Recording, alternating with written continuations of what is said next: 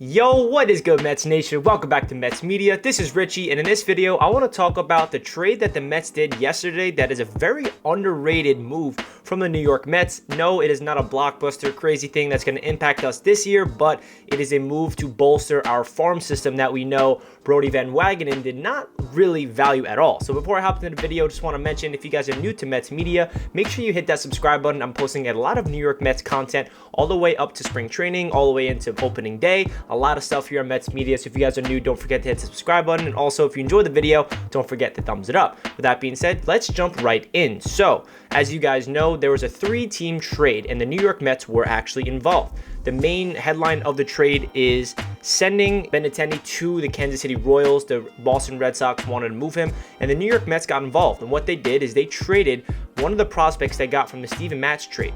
And one of those prospects was Josh Winkowski, and he was a 26th ranked prospect, and he was a pitcher, right? The New York Mets, they do not have outfield depth at all in their farm system. So they flipped him, and they got a number 8 overall prospect. And that is such a good move for the New York Mets. And his name is Khalil Lee. This is a guy that is blazing speed. He is somebody that's going to be worked all throughout the farm system. And I feel like Steve Cohen and Sandy Alderson, their number one priority for the Mets is to sustain long-term success. And this is one of those moves where they can flip a player like, okay, pitching is not our weakness right now. Pitching is something that we are very strong in. So let's flip this guy that we got in the Steven Matz trade and get a top 10 prospect in Khalil Lee, who we can hopefully over time groom, because this is a guy that at the plate, he was like 260 average last year or something like that. So he's not the greatest player at the plate, but a lot of experts think that he has a lot of room to grow. He's, I think, 22 years old, and he's one of those really fast players that can be a stolen base threat. He's also really good at defense and center field, so you never know. I feel like this is a very underrated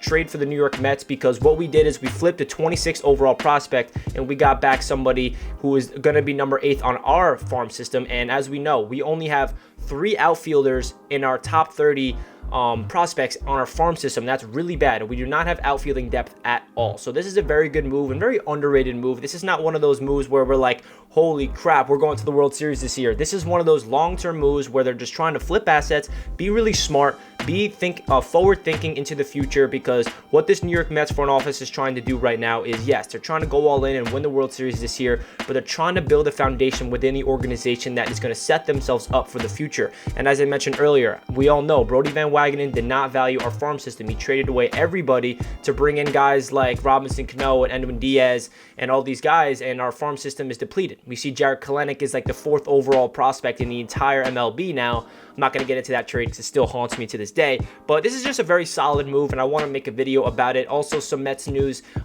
They're trying to trade either Betances or Familia just to free up a roster spot. Mike Puma keeps reporting that it's for free up some money, but it could be for a roster spot. They're trying to get flexibility. Maybe they're trying to save up room to go pursue Justin Wilson, because they still need that lefty in the bullpen. So there's a lot of moves to be made for the New York Mets in the coming future. So if you guys are not subscribed, make sure you stay tuned on Mets Media, because I'll be giving us all the latest news. So yeah, this is a quick little video I want to talk about. This is a very underrated trade I feel like the New York Mets did, getting a guy like Khalil Lee, who is going to be a really fast guy in the farm system that they can brew up, and hopefully he can, you never know, in a couple years get called up if we're battling injuries, or maybe he's killing it so much where he could be our starting center fielder or right fielder, and you never know. So we will see. I'm not expecting Khalil Lee to be on the Mets in the next couple of years, because we still have Michael Conforto, who I'm hoping will get extended and is our long-term answer at that right field position. Because Khalil Lee, people say that he's a center fielder, but he's more comfortable at the right field, but he can do both. He's very versatile at the outfielder position, and he's most known for his blazing speed, like I keep mentioning. So this is a guy that can come in and really help out our farm system, because like I said, they need to get as many assets as possible in order to really build this farm system the right way. So that does it for this video. Hope you guys are having a fantastic day. Let's go Mets. You gotta believe. Peace out.